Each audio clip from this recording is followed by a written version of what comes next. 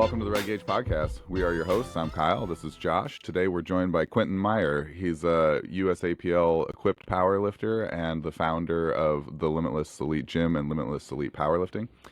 He's competed multiple times at IPF Worlds. He hosted the 2025 USAPL High School Nationals this year. He'll be hosting the 2025 USAPL meet at the Olympia and Bench Nationals next year. He's put up some pretty impressive numbers, single-ply 2344 total, and he's in Appleton, Wisconsin, and a former athlete of a previous guest, Joe Lewis. So welcome aboard. We're happy to have you.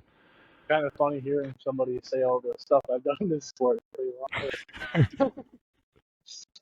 It's pretty damn impressive. Like, that's what pretty impressive. That's what 20 years in the sport will do, I guess. But... Yeah. I mean, that's usually our first question: is how'd you get started in sport? So actually, it's kind of I don't want to call it a lame story, but basically, I was a freshman in high school, and up until that point, I'd never done anything physical in my life. I was like a kid who just hung out at home, played video games, did whatever. And then in high school, my mom basically a freshman year, after registration or whatever, we're walking down the aisle, and I was like, I want you to pick one thing. Just walk down this aisle and pick one sport, and I want you to give it a try.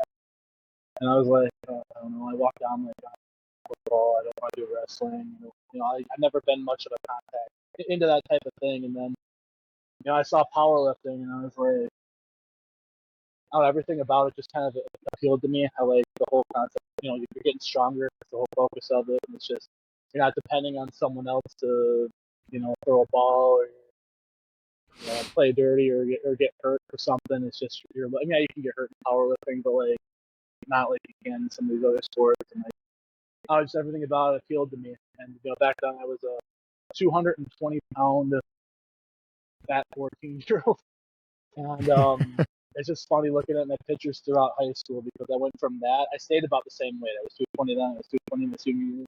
I bumped into 242 for a little bit, but I was mostly 220. And you could just see my body just changed all the way through high school. And then once I got to my senior year, I actually made sub-junior IPF Worlds. I got second that year. And yeah, it was just kind of shaped my life. Just a program Joe Lewis has and everything. I don't know what I'd be doing. I don't know what I'd be doing if I hadn't made that decision in the hallway that day. Yeah, that's interesting, right? Mm-hmm. That is a weird thing to think about. Like, I wonder if you would have found it. Like, is it somewhere in there that was going to be a calling? I mean, going to Nina, I would imagine that there's a lot of chances to get into powerlifting just with the success that they have. You'd be but surprised. It seems like they're pretty successful at a lot of things. Like when we talked to Joe, like it's a pretty successful place. It definitely is. The new gym's crazy. But like, I don't know, especially when I was in high school, like the football players and stuff all had like a stigma against powerlifting. Right, that's what you're saying. It was a huge. I don't even know how many kids. We're talking thousands of kids at that school. And, there were years he had really big. When I was I remember my freshman year, we had like right around 100 kids. I think it was a big number. And then the next year it dropped down to like 30, and then jumped back up. So it fluctuated a lot. He had a really good program. Yeah. Has a really good program. But I don't know. It was just one of those things with how good Nina powerlifting is. Like, I'll never forget the year I went to Worlds in my senior year. Me and another kid in my school actually went to Worlds. So like out of a whole team of 10, 11 athletes, 2 of them came from our school to Brazil to compete at IPF Sub-Junior Worlds, and the school newspaper came out. And I'll never forget it because the front page was something about our football team. We lost like every game that year. There was a big thing about our football team, and then way at the back, literally on like the back page, there's this tiny thing about us going to Worlds. I'm like, really, you're gonna talk about how we lost the football game, take up the whole cover? I'm not trying to be like tacky or whatever, but it's like I think 2 kids from your school going to Worlds is a pretty big deal, and I don't know. I think things have changed as far as perception goes over there, but like it was just really weird how they treated the program, how much success it had or has. Yeah, still does that. So we're both high school teachers. Yeah, that's what we do. In our real jobs. So we see that all the time. And I've been the powerlifting coach at the high school, I guess, until this last year for a little over a decade. And it's just that's just how it is. Like no matter how good my team is done or whatever, like even not even just powerlifting, just like the non-primary things. Like if a kid does really good, whatever, girls bowling or whatever, like that's still going. You're page 4, right? Like you're not good enough news to be in the front. And it's like we always talk about like how about we just celebrate the kids' successes? Like, put the successes on the front page, and then maybe the struggles towards the back a little bit, but that's just the way the world is, I guess. I definitely agree with that. Yeah, it is. It's a funny thing. Yeah, it's a funny thing because we had like state championship teams like 9 years in a row, and big teams like 70 kids out doing powerlifting and stuff, and then it's just nothing, like just crickets. Yeah, what we would normally get is, isn't that deadlift bad for people? Yeah. Like, oh dear God. The bench kills your shoulder. That's why you shouldn't do it. Crap. Yeah. No, as that person that doesn't lift or do any physical fitness at all. Yeah. Like, that shoulder, it's gonna. It's like, dude, you're gonna die. So, what kept you in the sport after you finished high school? Honestly, I took a couple years off. I actually toured with the band for a while. Oh yeah, we forgot to introduce your music. Yeah. Quintin is also a great singer. Lockout legend. Check that out. That's all music. That powerlifting theme played at my meets a lot. But no, I did music for a while, and then after probably a few years of that, I kind of got to a point where I just missed working out and everything, and then I started trying to do both, and then it was like, man, the music life is like antithetical to fitness, because like you're up late, everybody around you's drinking, everybody around you's smoking, and not sleeping for crap, and then I don't know. As a musician too, like you can make money, and like we made a little bit of money, but it's like you're not making enough to really get ahead. So I had my other job, and then I also had a calling route. I'll never forget it. One winter where it was like you got just slammed with snow, and I remember I woke up at like 4 a.m. cloud, worked my day job, and it was Christmas, so I had to work a late, it's Christmas Eve. Work a late day, and then literally it was probably around like 6 or so, like, all right, I'm gonna go to the gym workout. Was there, got done at like 7:38, and then I had to drive all the way up to Green Bay, play a show. I get there at like probably like 9:30 or whatever. I'm like tired, and like it's snowing again. I gotta be up at work. Oh, what time do we play?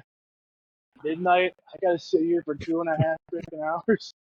Oh, and I'm like, I just remember I had my rice cakes and my water because I was cutting, and everybody around me was drinking, and I had a good time. I'm like,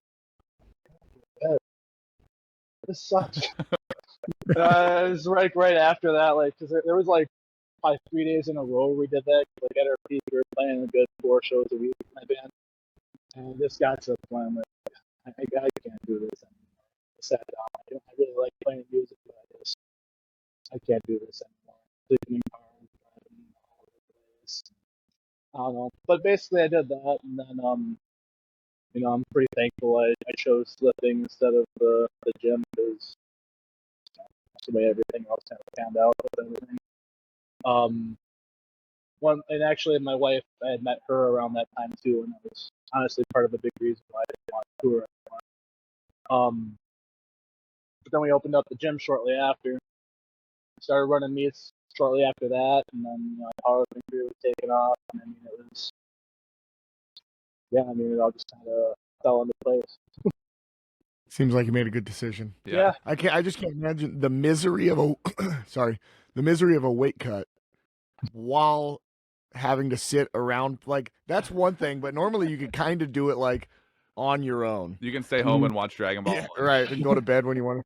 And like, I mean, that's like the secret to a weight cut is just go to bed. Right? Yeah. Like, I'm really hungry. Like I just sleep now. Yeah. But the fact that you have to be out, and then like you're trying to start a musical career, so you can't really just be an ass to everybody. Like I guess there's plenty of people who have done that route, but yeah, like you got to be kind of social and exciting on a stage while eating rice cakes and water is just a terrible situation. Yeah, and then you play at midnight, you finish playing around 1, and then you got to pack everything up, and then you got to drive home. And then by the time the first day I get up, you got like an hour to sleep. That specific night is just the one that like flares in my memory. There were other nights where it was kind of rough. That one specifically, it's like that was when I was like, yeah, I'm done. I'm done with this. Mm-hmm. Yeah. So jump back into the lifting. One thing we did talk about, Joe, and we talked about having on again to talk about is, did you start equipped? Have you always been on the equipped side Dude, of lifting, or have you done a little bit of both? When I started, raw wasn't an option really. I'll never Mhm. forget the year was that 2010, 2011. I don't know, raw just kind of popped up out of nowhere, and like Right. it was kind of the I don't know, you joke around. It's the people that couldn't figure out equipment back then. And it was like 70 people at nationals. Like, I think that was 2010. I can't remember what year that was. But then all of a sudden the next year, like it just skyrocketed to like 1,000, and it was just holy crap. But I mean, I don't know. I don't. No diss against Rob, but like lifting to me is just like that's where I started. That's where I spent my whole career, and to me, it's a lot more fun and it's more intense, and it's I don't know, the way I'd like to describe it is like when you're raw and you get to your you go max out, you get that red line as far as just how intense the lifting is, but like you can only do that so much. Versus when you're equipped, it's like you get to red line it every day and not kill yourself. It's just Yeah. that's kind of how I describe it. Like it's just I don't know. Once you really get it, like, it just clicks. Yeah, we say all the time that raw versus equipped is kind of like high jump versus pole vault, and some people just love being upside down 20 feet in the air, 1 second. Yeah. What's up? About to yell at somebody. I mean, that's me. What if you got kidnapped right now? Is that a FedEx guy? Hi, FedEx guy. Yeah. He walked over behind you and got into shot. He was like, "Ugh." Yeah, that was something I needed to sign apparently. I saw him on the door. I'm like, what are they doing? Can't we just drop it off? And he's coming in like, where's Quintin? You must sign this right now. Yeah. But yeah, so yeah, equipped. So when I took over the powerlifting program at the school, we were in the same, like, when I think we're roughly the same age looking at when you're at high school nationals, and we also did technically equip lifting, but there really wasn't like an adult that was a super big like knowledgeable equipped lifter. So we had some shirts, Yeah. and there was some suits that floated around, but really for us it was like, oh, you just maxed out, throw the shirt on, get a little bit even higher max. So like there was, the knowledge level was super low. Yeah, I had never been in a squat suit or a bench shirt, even at that point. Like Oh, you didn't? yeah, they were You around, didn't but I even never dabble. even tried one. Yeah. I Yeah. dabbled. Nice. You were strong enough already. I wasn't. Like, just try to impress some girls. Equipped lifting definitely takes a lot more than most people give it credit. A lot of people, Yeah. I see it all the times. I used to, for a while there, I used to coach like back when the gym first opened. There was a plan. I think at my peak, I had like 70 some people I was coaching. Like I just got to visit everything else. It's like I can't give enough attention to these people that they need for me to be successful with them. So I eventually stopped coaching. But man, a lot of people like they, a lot of them did raw stuff. And they're like, oh, I'm gonna give equipment a try, and then they just kind of expect they're gonna toss the suit on and then squat 100 pounds more. And it's like, yeah, it's very rare that happens. You really gotta learn how to sit in the suit. You gotta learn how to control it. Right. You gotta learn that the right fit. And then there's different types of suits, and then there's bottoms and wraps, bottoms, wraps, hand straps. And, it's like a progression with it. And a lot of people just, unless they really take time to sit down and like learn it, it's like it's not something you can really just dabble in like properly. No, yeah. The first time I put on a deadlift suit, which was a buddy's suit at the gym he was working at, I think I got like negative 90 pounds on my deadlift. I was all excited. I was like, dude, I'm gonna crush this. And it was just like, got to like 405 and I couldn't even get down to pick it up. I was like, oh, okay, I don't know what the hell I'm supposed to do here. What kind of suit was it? It was so long ago. Oh, okay. I can't remember. Yeah. Yeah. Yeah. Yeah. The thing about the deadlift suit, and it probably wasn't anything quality. I'll promise you that. Okay. The thing about deadlift suits too is like I don't know. When it comes to the squat suit, at least my preference is I like it real tight around the legs, and I like it. I like it kind of tight all around, but like screaming tight on the legs. But like the deadlift suit, I want it screaming tight on the shoulders and a little bit looser on the legs. Yeah. As far as like lockout and everything goes. Yeah, it's such an interesting thing. I know, so, he mentioned when we were in high school, and it was, I think, my senior year that, like, the Super Katana came out, and I feel like that was kind of like like a inflection point for equipped powerlifting, where the gear, like, the quality of gear got a lot better in a real short period of time, it seemed like. Yeah, the Super Cat's a great shirt. It's a tough one. Yeah. Like, it has a real tight, like, groove. Yeah. I mean, the thing that's nice about that one is its quality. It's one of the best. I mean, really probably the best shirt out there, but it's not gonna. I've actually never seen a Super Katana or a Katana like blow. Like I've blown a lot of shirts in my time. Like the Inzer bolts, I actually blew over 20 of those. Like, I dumped 700 pounds on my chest once. Like I hear them all of a sudden the thing popped, and actually I think then powerlifting fails, and then powerlifting motivation for a while there. Damn, that was rough. I mean, it was called the Bolt. Like it's a crazy ex-girlfriend. I mean, you might have a lot of fun, but you never know what to kill you. Yeah. Just like you're saying that when I came back to powerlifting, there were already a couple of kids that were super into gear, so they actually taught me, which some of them are still lifting. They taught me a lot. Like I learned in that first year, like, oh, dude, we just had a pile of shirts. And then so like I wore my brother's gear, which might sound like it makes sense, but I'm 6 foot tall, like 220, and my brother at the time is like 5'9", 250. Yeah. Like I'm tall, he's like a silverback gorilla. There's no point. Like so like the squat suit was like I barely could even get it on my super loose on my legs, but like barely could get it around my shoulders, and it's like this is doing nothing. Yeah. But it felt cool, like and then they were all like, they're measuring exactly how like big their chest is, and they're tiny adjust. I'll pull it down a little bit on the chest, and I was like, I need to go read a book. Like, I can't even coach these kids right now. Well, the trick is to find a good cobbler. We got a cobbler shop down in Appleton. The people that work on shoes, they have the needles and the thread that can work on suits really nice. So I usually tell people they got a cobbler shop anywhere around them. Take their suits there, and to bring in like the measurements. It's not hard to tailor those.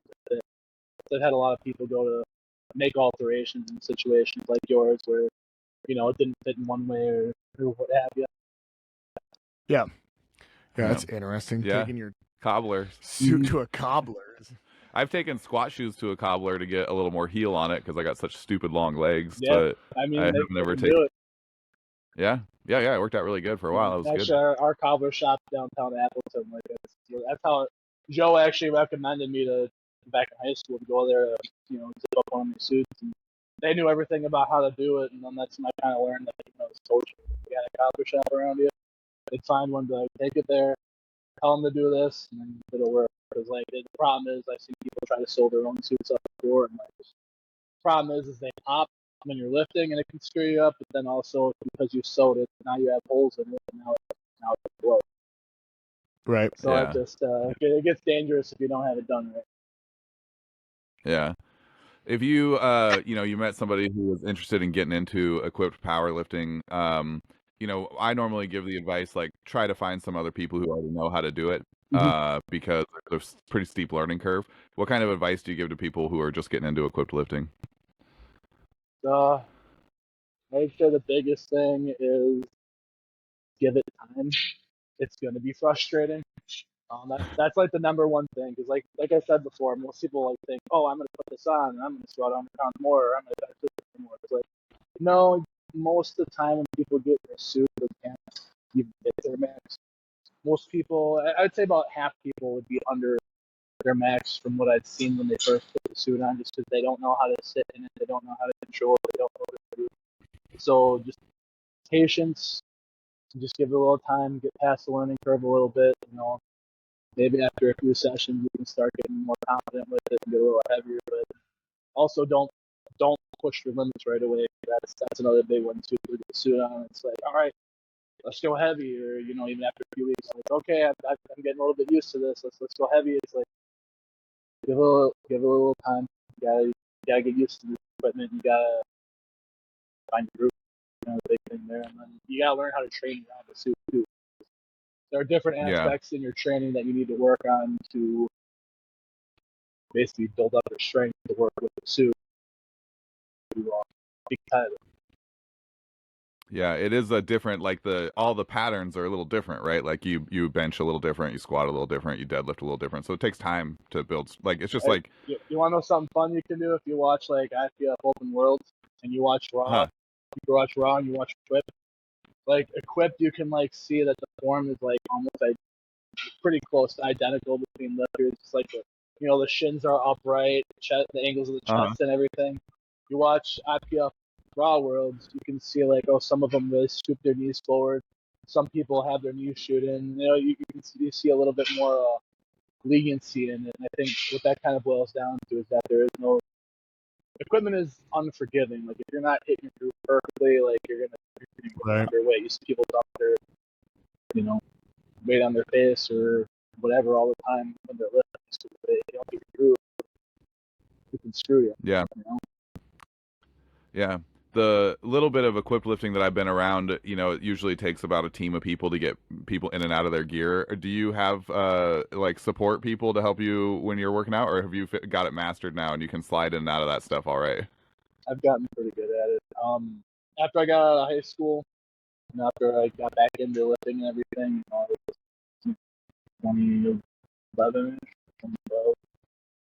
By the time I was actually looking at competition again, I was at a gym and I was like, it was Gold's Gym actually. There was like no powerlifter there, so I was like, well, I guess I'm just gonna figure this out. So I figured out how to get my suit on. I figured out how to fit my bench shit on, and problem is like most commercial gyms, you go in there, you look around, and it's like, man, I don't know if there's anybody here or that I'd trust to grab the weight if it, even if I only needed like 50 pounds taken off. Like, I mean, I've had some horror stories with people at gyms that would stop me, and there was one time I had like 6 something on the bar, I was benching, came out with it.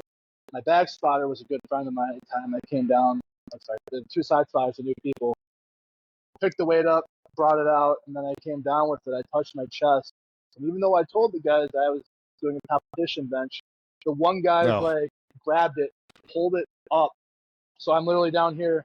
This happens, and then like he realized nobody else grabbed it, and then he dropped it, and this happened, and then my back spotter grabbed it and we went straight up with it, and then it really messed up my shoulder. But it was like, man, that was that's the problem with benching and lifting and things like that.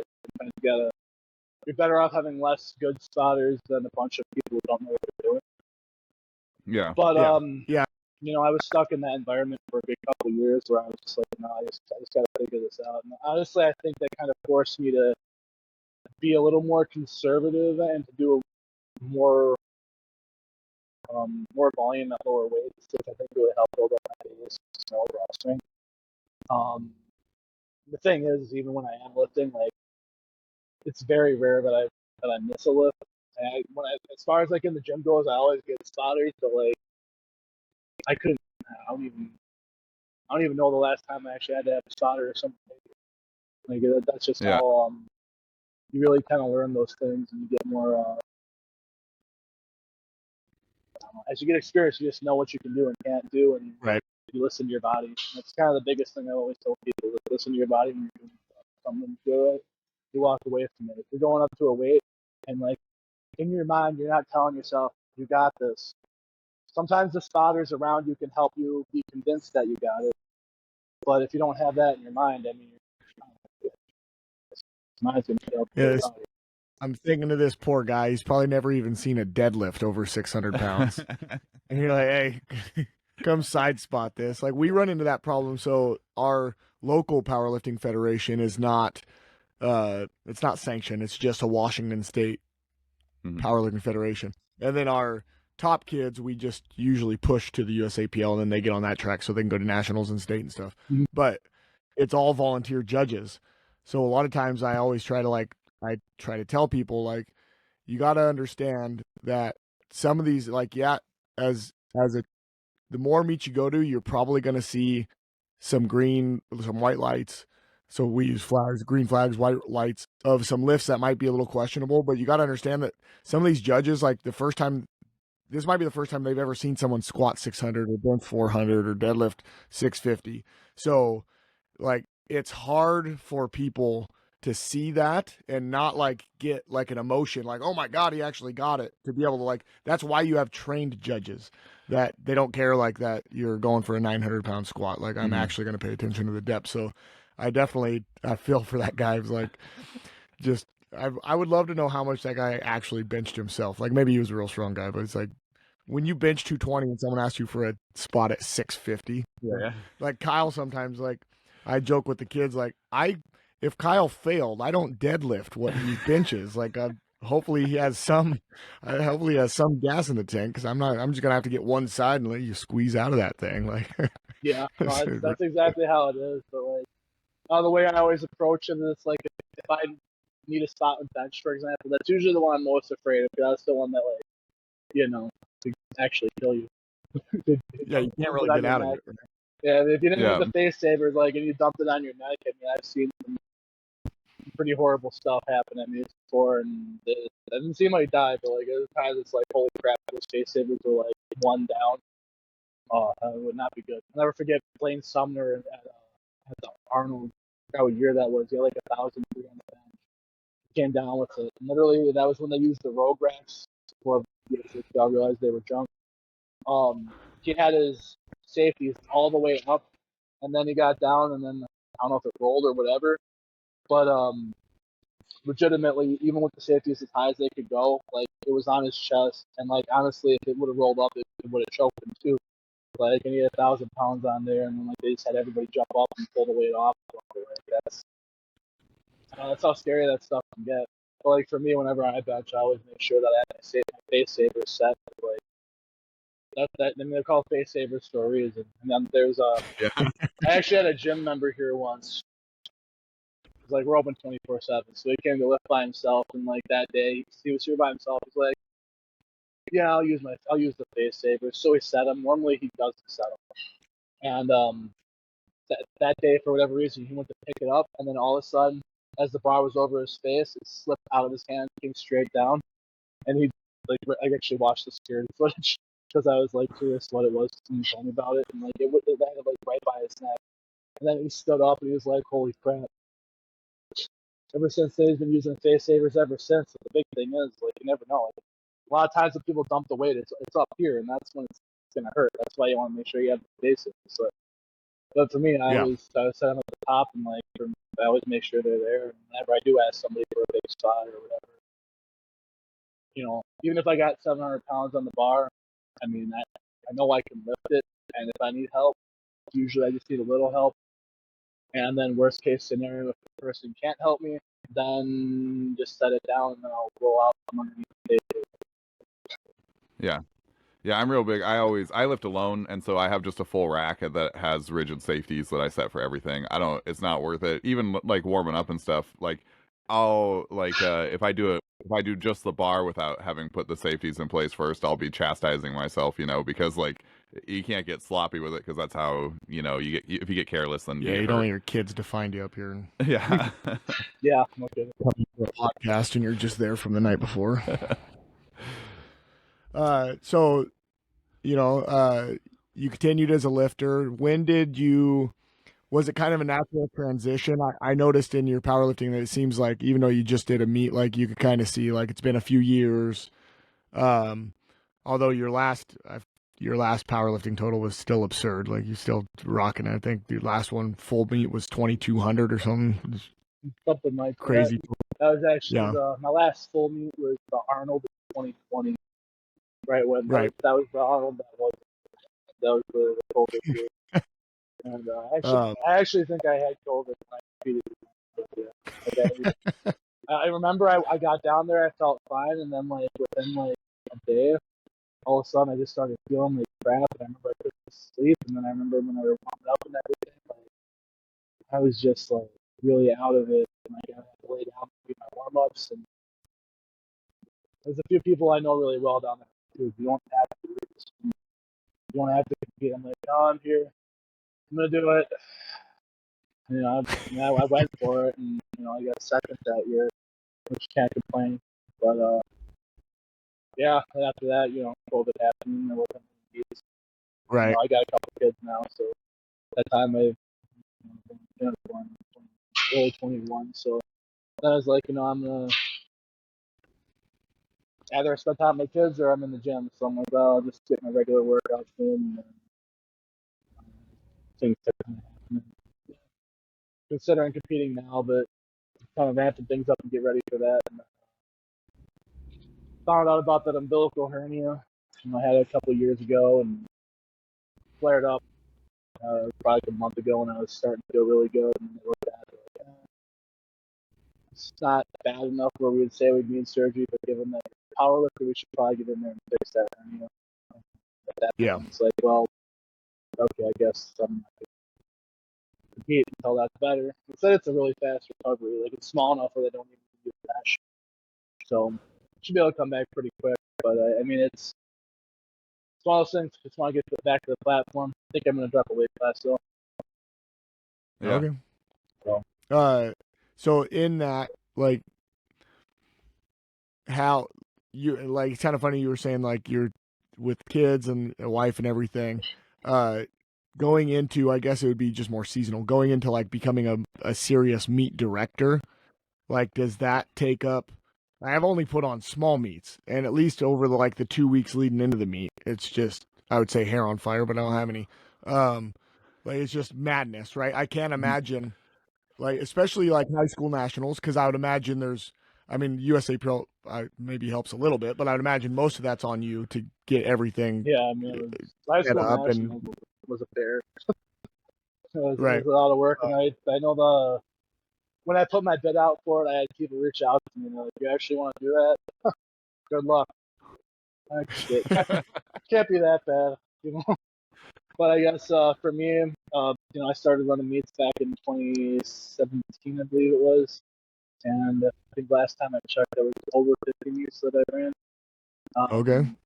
I don't know. You just kind of get to a point where I remember when I first started doing them, they were very, you know, very taxing, very like, oh man, I gotta think every little detail. I gotta figure out where I can and can't improve and all that good stuff. And I remember back then too, we used to have to really polish it instead of competition we did.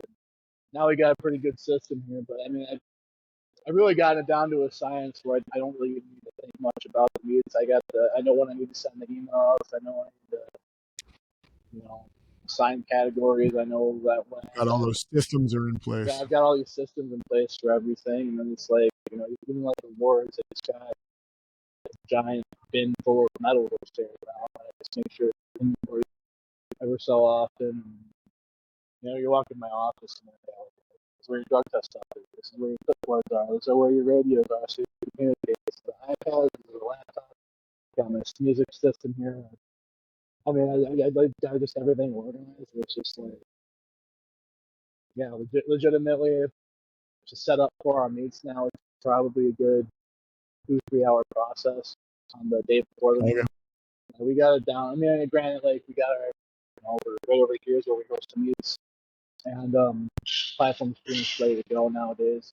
You know, going to the convention center and setting up, that's a whole nother thing. Actually, fun story on there. When I signed up for high school nationals, I was supposed to have 2 days to set up. They said that I could have that second day as long as no one booked it. It was a Tuesday. They're like, no one books on Tuesday, so we're fine. Probably start on Monday. It's like, awesome. Let me know. And then the week before, somebody booked that Tuesday. Like, so then we had to set up on Wednesday. And to me, it's like I'd rather set up over a longer period of time with less people that know what they're doing than have a bunch of people who don't know what they're doing. Or you have to reset it anyways. Yeah, you don't know what's going to happen. So it's like, crap, okay, I need to find some people like last minute on a Wednesday, who's just happens to be free on a Wednesday with their jobs. So I managed to find a couple people, but man, I think we have maybe have me plus 5 people probably setting up that meet, and that was like the only time I ever had a meet coming up. We were setting up that we got halfway or probably 3/4 of the way through the day. I'm like, man, I don't know how I'm gonna get this done. But yeah, no, we actually, we hustled and we got everything done by like it was probably 9 or so. Got in there at 7 a.m. and went till 9 p.m. But yeah, we got her done. Weather, That was a lot of work. weather this year didn't really cooperate. Oh no, it didn't. I had people texting me like, "We're stuck at the airport, can't even make it." Yeah.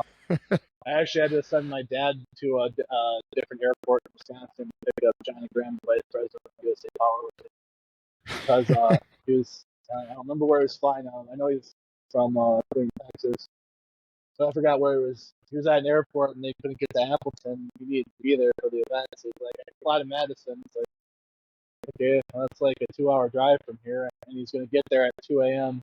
Are you kidding me? I'm like, my dad actually volunteered. He's like, yeah, I'll go get him.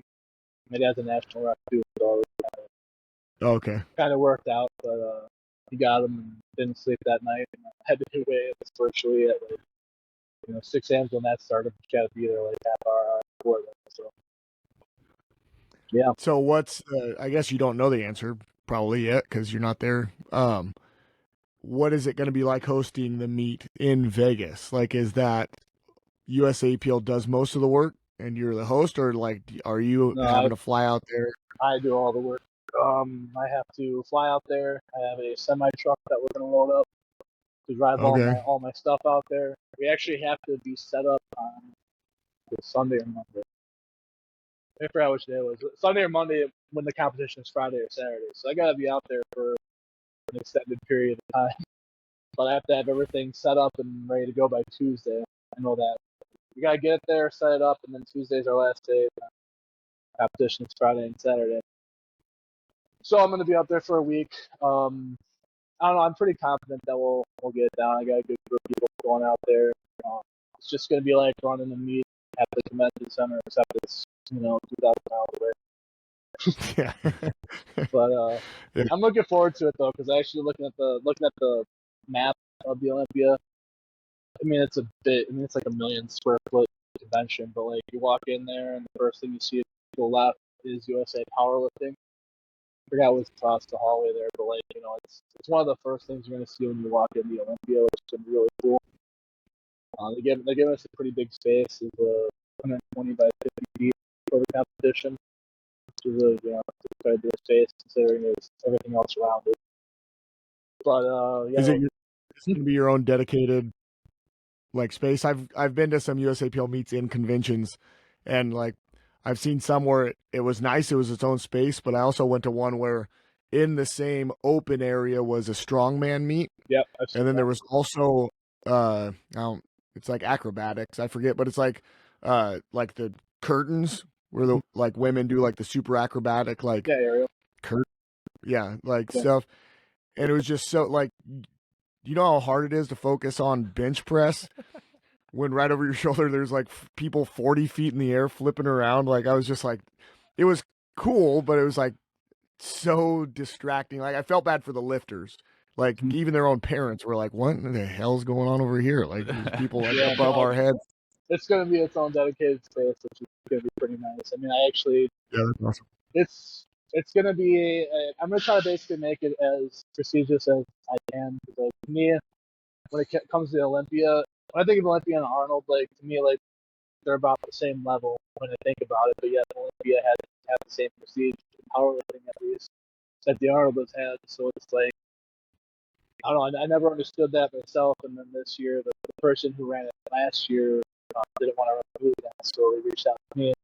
The national office did, and I'm like, yeah, I'd love to give that a shot. I don't know. I've done quite a bit of work. I got the bench championship, the deadlift championship, the Masters, time, and then the Olympia Open with no qualifying total, so I'm happy to do it. I basically kind of had all those divisions, and like initially wasn't sure how I felt about it because it's like in years prior. Well, the history of the Olympia is that the Olympia was over in Florida. They had it as part of the Pro Series, and this I'm not sure why they unplugged it from the Pro Series, but you're only talking like a handful of lifters. And then when it came to Vegas, they had a meet take over there. I took it over. Like, well, should I just do an open meet? Because like last year there was like 60 lifters at it. I think I can. I think I can take it to this next level here. I started looking at the Arnold. Because I've been around a long time. I've seen the Arnold when I was small. I've seen Arnold now. So it's like I kind of seen how it developed. Why can't I apply that? We're gonna get the lights. We're gonna get music. I'm gonna have Gino there. Like I'm doing everything I can to build that up, and then I actually fought pretty hard to get them to allow us to break American records at the event, and then to qualify for Raw Nationals. Initially, like they didn't think that was gonna happen, but the EC got together. And they proved that. So you can break national records. You can qualify for Raw Nationals. Having the secretary and all that stuff out there to do all the paperwork and everything. I mean, it's going to be. I really feel like this meet, give it a few years to grow, could be like Arnold. Yeah, as it should be. Just like you're saying, it's kind of. Well, I think that's cool too. Is the Arnold you got your C pod stage that they're usually in. That's kind of. Have you been to the Arnold? Do you know the Arnold? No. Okay, so the Arnold's got like their main expo, but then in the hallway in front of it, they got these pods, and USAPL's in like the pod up here. And then once you get in the expo, they got their main stages, and then USAPL will have some on the main stage, but then the Grand Prix, the big ones on the main stage, the rest on the C pod. However, with the Olympia, I can have it all in one spot in the expo, which I think it'd be cool. It's a lot better to be inside the expo right. Or outside of it. Nothing against Arnold. That's a huge meet. It's a lot of fun. USAPL does a great job with it. But I think just having it all together in the expo, being the first thing you see when you walk in there too, that was really cool. Yeah, I feel like it'll be. So I would imagine, like you were saying, like having it been a smaller part of the Olympia, and I would imagine most people going to the Olympia are either just going to enjoy their local and they're going to a cool fitness expo, or they're going for bodybuilding. So to have that all in one space, I think is going to allow people that might not even be fans of the sport to go in and see that it's pretty awesome. Yeah. Having Gino there, like it's hard for me to believe that a meet of that level wouldn't have Gino there, but like you said, if there's only a handful of people going and competing, like even though that might be the best handful there is, like so the lifts are super heavy, I do think it is a good idea to have a volume, of a volume. One of the things, this would have been like Open Nationals. It was in Chicago, like 2017 or 18 or something, maybe even 19. I can't remember. But just going to the prime time and seeing I've probably 60 straight deadlifts over like 650 pounds. Yeah. You know what I mean? Like 5 racks, and like the first lift was like 620. You know what I mean? And it was just like, and then that set, I was just like, holy shit. Like it was amazing to just see that much heavyweight lifted, right? And not that that's an insane amount, but seeing it on 5 racks of all the weight classes, right? Like there's every weight class is there, and so like that is how I think would make the popularity grow more than just seeing 4 guys lift like individually, because then you just convince yourself in your head like, oh, okay, these are like a couple of freaky people. It's like, man, in powerlifting right now there's a lot of freaky people. Like no, that's true. There's tons of freaks that like you don't even get noticed anymore, where a couple of years ago you might have won like a state meet or been a top level national qualifier. It's like, it's just crazy right now, the way powerlifting. That's kind of my objective with it. Because, the way I'm going to structure it is on Friday. So it's 2 days at the Olympia. You got your Friday and your Saturday. Friday, I want to have the open, basically no qualifying, so anyone can compete at that. But then Saturday, that's like the big day where most people are at that. So I was going to start off with the bench and deadlift championships in the morning, and then have the masters and prime time in the afternoon. There's a hard close at 5 p.m. So my objective was to put all the big boys, big boys girls, I guess, right at the end there at the peak. And kind of what you're saying, people can see the excitement, they can see the big numbers. I'm just hoping we can get enough people that want to do that, because right now I think the prime time, last I checked, had like 11 lifters in it. I'd like to see that 20s Go up. Right. Same with the Masters. Right now, the Olympia Open is actually the biggest. Overall, we're registered so far. It's June. It's pretty far out. This meets in October. I mean, even with high school nationals, there was a while there I was like, crap, because there's a lot of expenses when it comes to one of that meet, and especially a lot of people don't think about just the amount of money you got to pay to staff. I mean, you're talking, $150, $200 per person, per platform, per session, multiplied by 4 days. Like you're talking huge numbers. But during registration, I'm trying to remember the exact date, deadline. I think it was January or February. I was looking at the registration. We were sitting around like 400, and I was kind of freaking out a little bit. Crap. Yeah, I can't even pay the staff, let alone the rental of this facility or whatever. People, because like I was going off of previously 7, close to 8, kind of where we've been. About 8.7. But it was like the meets in March. Why are we so low here? But then as that last deadline day came, and we had a couple of days in a row, we had 100 people register, and we're like a month out. It's like, you're really gonna wait that long?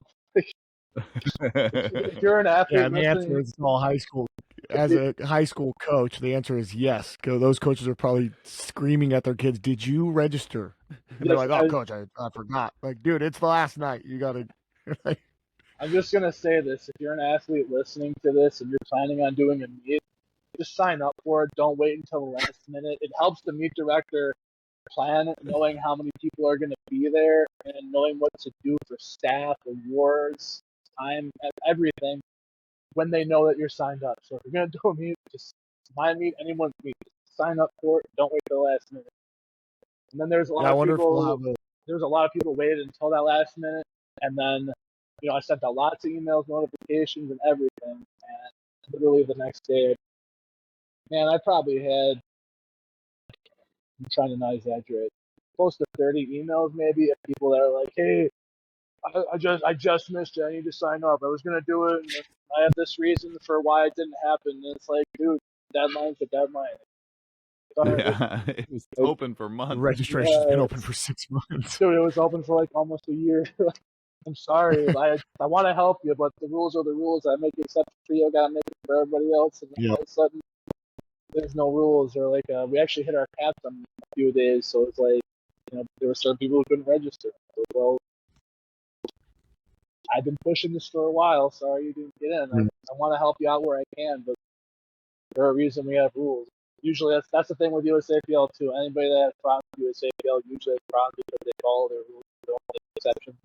Like a lot of other federations, because like that was one thing where people were getting on me like, "Oh, USAPL this, USAPL." It's like, no, because I made an exception for you, then I have to make an exception here, and then it's at that point, why is this rule? We're following rules. So to me, that's what USAPL is like known for. That's what they do.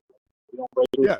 Yeah, absolutely. And there's lots of federations that you can they're not the only one. Yeah. Right? They're not the only one. So if that's the structure is something that for someone like me that I like I know essentially every USAPL meet that I went to fills the same slot in my brain. Like they're the exact same meets, maybe grander or smaller, but they're just run the exact same. Everything's the same. Weigh-ins are the same. There's no right. I've had lifters that you get there and they're like, I forgot my underwear. Go, you get in the car or go to Walmart. You ain't getting into weigh-ins without those. I don't know what you're thinking. I like the structure. So shit, I had something. A whole stream of consciousness. Yeah, I had a good question. It probably sucked, but it was about the Olympia. I'm wondering how many people with Open Nationals this weekend. I'm wondering how many people they haven't even thought about the next one, right? we had a young lady that is lifting this weekend. Like, I know for a fact she hasn't even thought about the fact that life exists after this weekend. 100% right? tunnel vision getting ready for nationals. So I know that feeling. Yeah, we're actually, like I said, my dad's actually out in Vegas for nationals right now. He has a group for Limitless and brought some promotional stuff for the Olympia while he's out there to try to gauge some interest, because I really feel as though it's just one of those things people need to know about it and understand what it is. And yeah, no, it's definitely a thing where people are really either you focus on one big macro cycle at one time. When I compete, it's like I plan my programming for like a year out, but like you got to kind of have a hard line with the competition, Mm-hmm. the big one you're focusing on. Since world time. What's next? But so yeah, do you foresee? Like, have you been to the Olympia before? I actually have not been. I almost went last year. So my wife actually, she is a pro natural bikini competitor in bodybuilding, and she's always loved bodybuilding. That's kind of her thing. Swimming in the gym and everything. And she really wanted to go last year, but I don't know why we didn't go. Probably something with the kids or work or something. But we were gonna go last year just for fun. But no. And then when I told her about that USAPL talking about me, she was like, "I am so going this year. You're taking me with you." I'm like, "Oh, okay, yeah, we'll do it." She's actually gonna compete um uh, fit model category on the Okay. NPC. And then she's also doing the Angel Dash. So it works out pretty good because I got to finish my setup by Tuesday, and then Wednesday and Thursday she do her thing, and then Friday, Saturday is the main. I'll be busy Oh, when that I'm works. out there. Yeah. Yeah. That's what I was going to ask. Is do you feel? I always wonder because like I would want to go to the Olympia or the Arnold to be able to see some of those like key like the big time events, Shows, right? yeah. The shows, like go to the Arnold and watch the World's Strongest Man and things of that nature. Like, do you foresee yourself being able to at all get away to watch anything? Obviously, you answered that question a little bit, being able to see your wife or anything, but like, I just feel like being the meet director is different. Like, it's not. I usually think of that as being like a competitor or a coach. Like being the meet director, you're pretty damn busy.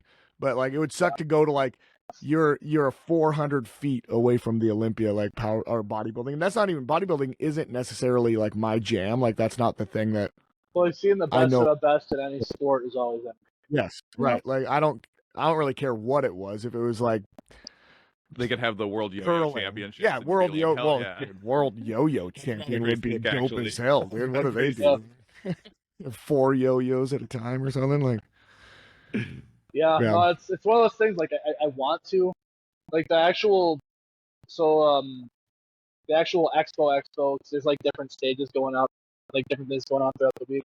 The expo is Friday and Saturday, the actual big thing. But I'm running the meet the whole time, so I got to be running the meet. And it's one of those things I'd like to. And like, honestly, the way I think about the meet director's job, if the meet's running good, you're bored all day and you're just kind of sitting in the corner twiddling.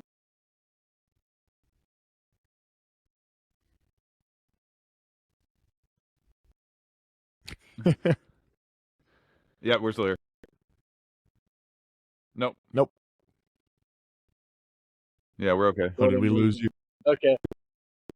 Where did it cut out? Or No, we're okay. we're good? It didn't? Okay. Yeah. So basically, as a meet director, if you're doing a good job and everything's all your stuff's planned out, you have everything what you need where you need it. You're busy during the setup, you're busy during tear down, but if you're doing a good job during the meet, you're sitting in the corner twiddling your thumbs, honestly kind of bored. If you do a bad job, you're running around like crazy all day fixing all these problems, and just fires all around. But it's just like usually there's something to do, but it's like as a meet director, like I can't tie myself down to being a chief ref or being the announcer or whatever, because if I'm busy in that role and then TV on platform one goes down, or someone's DRL isn't working, or Right. the live stream quits, whatever it could be, I need to be able to drop what I'm doing and be there in a second to fix. That to me is like the main thing the meet director does. set up all your dominoes and you're watching the ball and if something gets in the way, you got to be able to fix it in a second. And one of those things too, it's hard to train someone to be able to do that. That's kind of why I think the meat directing job is so hard. It's like you need to know everything down to its most extreme level to be able to go in there and handle it. Whether it's rules, whether it's live stream, whether it's audio, whether it's Ethernet, Wi-Fi, whatever. You need to be able to get in there at any level of the meet, know it perfectly, and fix it in a second. And that's kind of what it is. So that kind of goes back to the whole thing with the Olympia. Like, you know, hopefully I do a good job, and I'm sitting in the corner twiddling my thumbs. I'm gonna want to go and watch, but it's like, no, I need to be right here. Right. So that's kind of what happens, unfortunately. But I mean, I enjoy it. Yeah. Yeah, it'd be very strange if you're like, I just hate it. I just hate it. I hate running meets. I'd Well, imagine it's running one of those. locally not lucrative. That's one of those things. Like when it comes to running meets, like it used to be a lot more work. Like I said, I got down to a science. But when it comes to meet directors, one thing I always noticed historically is that usually a meet director comes in, they run hot, do a lot of meets for a while, and then they kind of disappear. And it's like I never really understood why. And it's like after a while, like it can get a little bit like draining. But like I'm lucky, I got a really good crew of people. Like I'm not gonna lie, like even like the last meet we ran, like the local meet, the Mayhem, like my scorekeeper is a national ref, like she's just on top of it. I guess he's my chief rep at that one. He almost knows as much as I do about the setup and everything, so it's like legitimately if something breaks, he can jump in and fix it. I got my mom and dad always help out my meets too. Like they become pretty crucial and everything. And then my wife, like she'll come and go with the meets. It's one of those things that it runs so smooth now where it's like she doesn't really need to be there. And, we got kids, so it's like she'd rather spend time with the kids than burn the whole weekend doing that. But it's just I've got a good crew of people, and then as far as I set up here at Limitless, like I mean we've got 16 combo racks here just in the gym. We got 16 sets of 459 kilos at each platform. We've got an actual competition platform set up and this everything, so it's kind of nice because I can just pretty much be ready to go for a meet here. So I don't have to. I'm not gonna lie. Like if I had to do what I did for high school nationals or even regionals, every single meet I did, all this stuff in a vehicle, drive through a facility, set up in 24 hours, run the meet, and then as soon as that meet's done, pack that meet up, and like man, yeah, I'd probably burn out really fast too. It's like being able to run the meets we can do here as our regular meets, and then have our big ones be the ones we go places and do. Like that's, I think that's more something that I can do more long term. If I had to do what I did for like regionals every single meet, I thought that'll burn you out so fast. Yeah, I thought that when I was like, damn. I know I talked to, I forget his name now, but I've talked to last year's high school nationals down in Baton Rouge. I was talking to the meet director down there, and he was kind of saying the same stuff of like it wound up being a good thing for him and his club, like financially and stuff. But he was like, there was a time there where he was worried that they weren't going to cover costs, and the registration was down, and he had to like all of the merch, like they weren't making it on site. They had pre-purchased all the merch and everything, and he was like it's not like it was generic. It said like national, so it's not like you just sell it all year. And he was like, he was super worried, but they were selling out, so it worked out pretty well for them. But I can't imagine like you're doing two, and not only two, like one is not even in your state. Like you're traveling, a third of the way through the country to do that. So yeah, I'm hoping it works out for you. Like I said, I've been doing it for a while. I don't know. To me, it's just what I love doing. It's crazy to think when it comes to powerlifting. I've done everything in the sport at every level, like athlete. From being like my first meet. I don't even know if I said this. My first meet when I was a freshman, I squatted 185, I benched 135, and I deadlifted 265. Those are pounds, not kilos.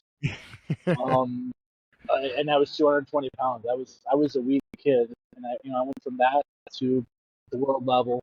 I've coached, local level, and I actually had, I'm not sure, I think probably 5 or 6 that competed at the world level when I was coaching. Then we ran meets, then we hosted a gym, then I also do the equipment and all that stuff. And also my music with Black Outlet. Like I've literally, if there's something powerlifting related, I've probably done it. And it's what I love. It's what I love doing, and I think that's why to me, I think I just want to do what I can, and I want to help grow the sport, and that's what I'm doing. Just kind of I'll wrap up on this one because I'm a family guy.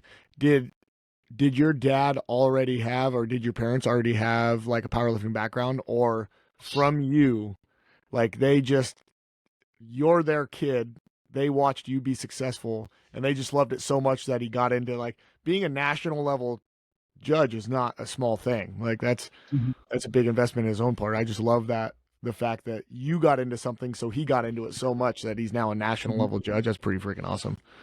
Yeah, no, that's one thing. Me and my dad butt heads a lot, but he's like always down there.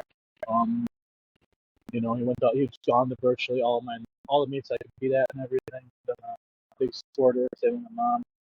And as far as like their involvement with the sport, they used to own a chain of jewelry stores, and it's kind of a long story as to what happened there, but they ended up kind of losing everything. They had some stuff and all that. And, it's kind of a big ugly story that I'm not going to get into, but they kind of lost everything they built up over their years. And, I was right when I got the gym going. I was still working for me. And it's kind of turned into like a family business. Me and my mom, dad, and wife. And we got 3 kids now, so they're still pretty young, but Quinley is like showing interest in getting involved in everything. It's just, I don't know, it's kind of nice keeping the family together and doing stuff. Yeah, I mean that's very unfortunate that that's the way that it had to happen. You definitely don't ever want to hear stuff like that, but it's very cool. Very cool. Yeah, but I'm thankful for where we're at. It's like right. Family's important. Family's very important. It's like we get to spend a lot of time together and do stuff that we're passionate about. Yeah, I'm passionate about because of that. And yeah, I mean, like we went to Salt Lake City last year. Yeah, last year was Salt Lake City. We drove out there. Actually, as we drove out there, we stopped at Mount Rushmore. Just checked that out. Yeah, we had a good time. Road trip that I probably wouldn't have did that everyone doing that. So it was fun. I was actually supposed to go to Raw Nationals with my dad this last time, but the hernia surgery was actually supposed to be yesterday, the one I talked about earlier, but I delayed it because there's no rush to it, and I don't want to burn my whole summer in recovery. Yes. So Yeah. I'm waiting until fall to do that. It's summer. I got my kids. I don't want to be like, yeah, Dad, I can't go swimming right now. Yeah, I had a minor hernia surgery. Yeah, it might have been minor for the doctor. Like, it might have been very little work for him, but so I just remember coming out. So obviously they put you under with everything, but when you're coming out, you have to be like off of the morphine. So basically you just wake up when your body starts to feel. And I just remember like eyes shooting open and just like, like, and the nurse ran over, like, all right, you're good. And I was like, oh my God, is that what that's going to feel like? She's like, yeah. They did cut through your abdomen. And I was like, oh my God. So good luck. Yeah. Yeah, that's kind of why I was like, yeah, if it's not something to do right now, I'm going to wait a little bit to get that done just because so now it's like, probably could have went through on it. Like, legitimately, it was supposed to happen yesterday. Right. Yeah, you were saying that. You were like, I could do it. I'm going to be recovering. Yeah, that's kind of what my plan was. Like, they told me I'd be able to do stuff. Like, they didn't want me, like, lifting right away. But they're like, yeah, sit at a desk or whatever. Okay, I should be fine then. Like I said, I'm just going to wait to do it. And, yeah, but my dad left on Tuesday for Raw National, so that was actually the day I kind of decided. I'm like, you know what, we're gonna wait on this. But Okay. yeah, but no, it's good having the family involved with everything like we were talking about initially. Yeah. It's all there for each other. Yeah. Okay, well, this is kind of a weird gear shift. Well, not really weird, still talking about powerlifting and stuff, but one of my favorite things to talk about, and you've had a lot of experience. You know, you started lifting, you've been to IPF Worlds, you've run the gym, hosted meets, so you got a lot of good opportunities for it. But are there any like big mistakes that you made, like, you know, either early in your lifting career or like going to Worlds for the first time that, you know, are good lessons that other people could learn from? Because almost everybody does have like the dreamer bulk or the too much volume and big injuries or something, you know. But have you been pretty fortunate at avoiding those kinds of things, or do you have some good stories that are like, hey, don't do this? Yeah. Honestly, like I've gotten pretty good at it because as like the competing at the higher level, as far as like the mental part, is probably the hardest. You know, the first few years I had some difficulties, you know, like, you know, understanding how to, you know, make weight. I kind of had it down to a science at the end where like I could just be like exactly where I need to be every single time. Just knew what to drink, how to eat, and everything. But like, you know, I had some time to get there. I remember when I went to Brazil in 2009 Sub Junior Worlds. That was when I didn't really understand how to lose weight. I remember think I was almost 231, and I needed to be 220. Like Yeah. a week out, and I was like, crap. So I like ate nothing that whole week, and then I weighed in at like 212. Yeah. So I was like 18 pounds, and I just remember like I just felt like I was dying. I still got second at that meet, but man, that was a rough one. It's like weighing in is probably the hardest part. You know, the 2 hour weigh-ins that, you know, back then I was APL had, now was APL, but like dialing that in exactly because you can't cut too hard with a 2 hour weigh-in. You gotta be able to come in exactly where you need to be. I'd say most of the time, like people don't understand how their body loses weight or how much water weighs. For example, they're like, "Oh, I'm not gonna eat anything, but I'll drink a bunch of water before I weigh." It's like, Right. no, dude, water's heavy. You actually be better eating some food and then not drinking because food is actually pretty light. So that's actually one thing I kind of did for a little while there because I had a few different ways that I would make weight. It was like when you say water cutting, a lot of people like perceive that a certain way, like, oh, don't drink water for a week or something. But to me, water cutting, the most effective method is where you basically over like a 2 week cycle, you ramp up your water and then you ramp it down to, you know, minimal water the day before. Doing that alone, like my body will drop like 6, 7 pounds. I won't have to change anything in my diet. Yeah. And then one thing I'd even do too is like before weigh-ins, like I'd see where I'm at. Be like, oh yeah, I've got a pound here. Okay, yeah, I can eat some food. Can't drink water because, you know, like honestly, you take a bowl from Chipotle, put that in the scale, take a bottle of water, put it on the scale, similar weight. You know, you can Yeah. actually have quite a bit of food, and then when you're within hours of weigh-in, like, you know, you're not thinking about like water retention and stuff overnight because you eat this and you drink water, you're gonna retain that and whatever. But when you're, you know, hours from weigh-ins and it's like I'm really freaking hungry, like yeah, you actually could be a little bit too good weight. You know, that's all just stuff you kind of dial in over time. That's probably the biggest struggle I've seen with myself and with other lifters when it comes to competing at the higher level, is just weigh-ins. There's also the mental aspect of being on the big stage. Some people like they get hyper focused and like dial in for the meet, but then some people they just kind of lose it. I've always been, I don't know, whenever I'm on the platform, you can even ask Joe Lewis this. I always did better in competition than I did.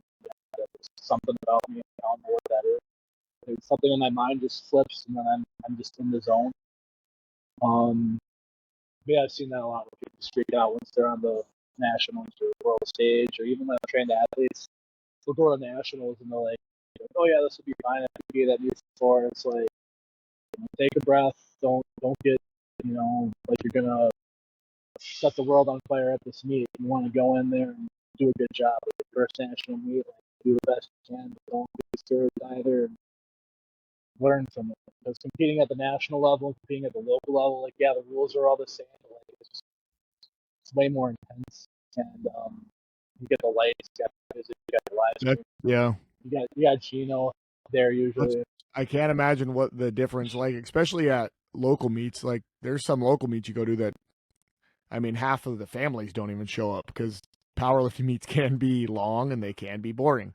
And then at a Not with national Gino. meet, like if you're lucky enough to have Gino at your local meets, like, but when you come out, like even as a coach, like the first time I came out at high school nationals, and like you come out from the back, and the back is pretty cut off from like, and I Yep. obviously just curtains, so you should be able to hear it all, right? But it's probably the Just mentality of different. it, but it's just different in the back. It's calm, right? And then you walk around that corner and you have a full crowd and Gino's standing there and there's a light show going on and the music is up. Like there's A no big way. monitor behind you. Yeah. Yes, right? Like and just it even feels like the judges are on, right? Like they're just like sitting there. It's very intense. It's a very intense feel. So Yeah. No, like there you got the cat judges, you got the jury staring at you, and then right. you Like, you look over your shoulder at the monitor, and it's just a giant picture of you, and you're like, holy crap.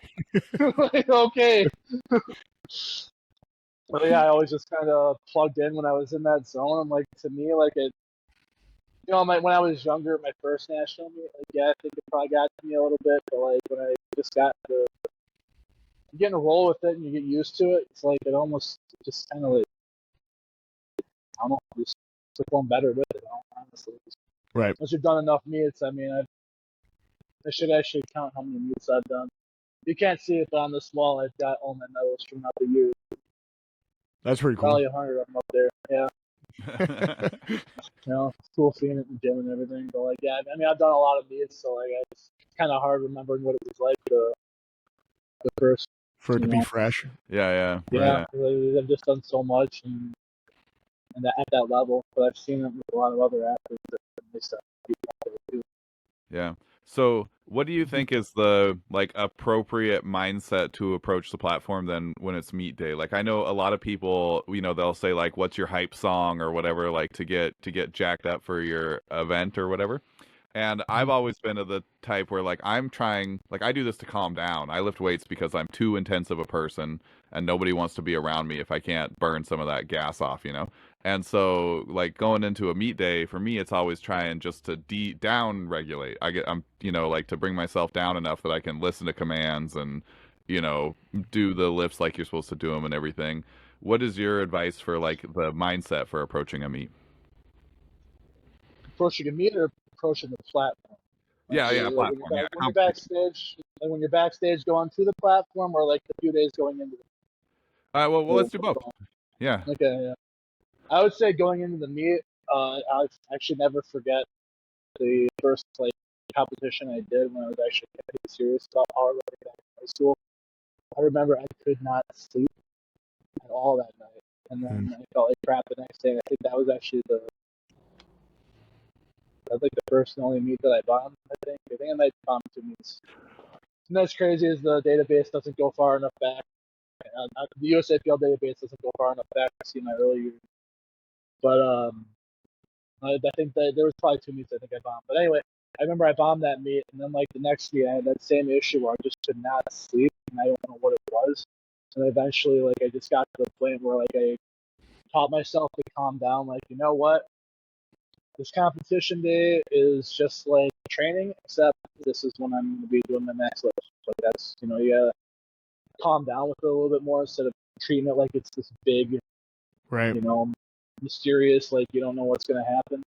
And that's kind of like the thing with entering the platform too. Like I used to be the guy where it's like get the headphones on, listen to some really heavy metal or whatever, just get really aggressive. And then as I kind of progressed, I got to the point where it's like I almost would, if I listen to music, it was just because like I wanted to chill out or whatever. And then like, I got to the point where it's like, okay, I don't think I need the headphones. And then it's like, okay, I'm actually going to sit back here and just make dad jokes with some of the other guys. And, but treat it more like I would treat a training day. It's just like if you compete like you train, then you're going to do better because that's what you train for. It's just like building a motor skill at that point. It's like if you're at the gym and like you're training one way and then you go to the meet and you train another way, it's just going to kind of screw you up. And honestly, that actually would probably apply to mistakes for lifters when they compete at the high level. Is a lot of times they'll treat like national like it's a big thing. I've seen a lot of people where it's like, oh, I'm going to nationals, so this week I'm gonna eat this way. It's like, well, you're not used to eating that way, so it's hard to screw you up. Or they'll peak a different way because they think like this is national, they gotta do it. It's like, they gotta do what you know works. Like, you can't just throw something new in at the last minute and hope you do better. You gotta build it, and that's what it is with approaching platforms. Do what you know, do what you're comfortable with, and just relax. You get too intense about it, you're gonna make mistakes in the platform. In training, you took your pre-workout once, you're listening to like calmer music, and then at a meet, like you're blasting smelling salts 9 times, 9 straight different songs, like hype up songs. Or at least the high schools, like, oh, I took my pre-workout before squat and bench and deadlift. And it's like, dude, there's no way there's no way you feel good now. Like there's you should be taking a nap or something. Like, but stuff like that, you hear it all the time. It's like, now you gotta look at it. It's like it's training day that you're doing your best. So it's time to hit that. Right. Yeah, I mean that's the old there's that old forever coaching adage, right? You play the way you practice, right? And so, show up and just do what you're used to doing. It's also why it's important that you take your practice seriously, right? Like it's important that you're disciplined on your reps in the gym and, focused on what you're doing and all that kind of stuff. Yeah, all the way down to the warm up. Like people are warming up with the bar and they're like doing these half-ass squats or right. You're building your motor skill. When you're doing this stuff, you gotta do what you're supposed to do. Like you're supposed to lift the bar like you lift the heavy weight, and then you lift the heavy weight like you lift the bar. Yeah, because it's super hard to show up and you're not going to know who the judges are most likely, right? And so you are trying to like read them, and you're trying to put in a true maximal effort, at least a couple times in the day. And when you're doing all those things, if you have to also think about like, oh yeah, don't forget you've been cutting depth lately, then it's not going to make it fun. Like it's not going to be a good time. That's one thing too, like as you said, like read the judges and stuff. To me, the best way to do it is to go on the platform, truly block everything else out, just focus on the commands and lifting. Because like if you start getting in a head game with like the refs or whatever, or if you feel like you need to play it different because of how the refs are doing, it's like the rules are one thing. Like it's not like the rules are here are different than the rules from here. Because I hear a lot of people say stuff about like the refs being different or whatever. It's like, well, no, you're probably performing different, or there's maybe you had some bad refs in the past or whatever. But if you're lifting how you're supposed to lift, you don't need to play a rep. You just go on the platform and you do it, and then if you didn't do it, you learn what shit. Yeah. But to me, it's like I'm not gonna lie. I don't know if I've ever lifted on a platform and then walked off the platform. And if you were to ask me who was reffing you, I wouldn't be able to tell you, even though I know all the people. Like I know most of the national cats. I just know them. But if I competed and walked off the platform, they'd be like, who was reffing you? But I don't know. I hear a voice or I see a hand, but like I'm just like I'm lifting. Like I'm not focused on anything else. I don't hear the crowd. I'm just here. Yeah. Yeah. Actually, I'll never forget my So in 2019, and actually if you look right up here, that's the banner that was behind the platform. I squatted 911 pounds. But I went to lift, and I'll never forget. I walked out. I heard the start command, and then in my mind, the next thing I heard was rack, and then the bar went in. I don't remember the lift at all. It's the only time that ever happened to me. And I stepped back and like, why did they say rack? What happened? And then I turned around. They just made you re-rack it. Yeah, I'm like, what? And then I looked at the 3 white lights. I'm like, what just happened? And then if you find the video of me lifting, like, I lifted it and then like I racked it and I stepped back and I looked kind of confused, like what's going on? And then I turned and I'm like, 3 white lights, what? That's awesome. That's the only time that's ever happened. But like I was just like, really zoned in and the pressure and all that. Yeah. I hope that happens to me when I squat 900. Yeah. You forget the hardest part of the lift. It's funny. That's the Yeah, thing. Like I've had that experience quite a few times, only on very heavy lifts where like I'll do it and then I'm like, did it happen? Like there's like time travel involved. I don't know what it yeah. is, but it's like part of your It's brain like just shuts off. time speeds up and slows down a little bit. Uh-huh. That was the only time I ever like just don't remember doing it, and then like I don't know, it's just freaky. Yeah, I remember But the I first, just get focused and you do the lift, you know. yeah, I remember the first time I ever deadlifted over 600 pounds as a high school kid. I remember standing up and just I remember our deadlift was in front of a bunch of mirrors, and so I stood up, and then I could all of a sudden I'm like looking at myself in the mirror, and I was like, oh, I'm done already. I'm done. Like I did it. I totally can relate. That's a good feeling. Totally. Mhm. Yeah, cool. Yeah, Did we do it? I think we did it. I think we did it. All right. Well, where can they find you at, Quentin? Where can they find Elite Limitless? Where can they buy gear? You know, like what can we Um, do for you? I'm Papa Limitless on Instagram. We got USA Limitless on Instagram for the brand. USALimitless.com is where you can go to check out what we have to offer. We have all of our apparel. We actually just released the American Strength line, so we got like Ben Franklin, Yeah, just what I was and looking at Andrew this morning. Jackson, all that kind of stuff on there. It's pretty Franklin. cool. But you know, we got our meets, we got the music on there as well, our apparel, our equipment, everything. You know, if you're in the Midwest, host a lot of meets. Come check us out. All If right. you're Yeah, in the Vegas area in October, yeah, head down. Vegas. You know, Yeah. Cool. Vegas flights are cheap. Everybody found out that you can fly to Vegas from LA or San Diego for like $39. Yeah, So we had family that was that's in surprising. Phoenix, and we would just fly. It was cheaper to fly into Vegas, get a rental car and a hotel room, and pay for gas to Phoenix, which is like 6 hour drive, than it was to fly to Phoenix. So Yeah, no, that's crazy, but yeah, Cool. All sounds right. good.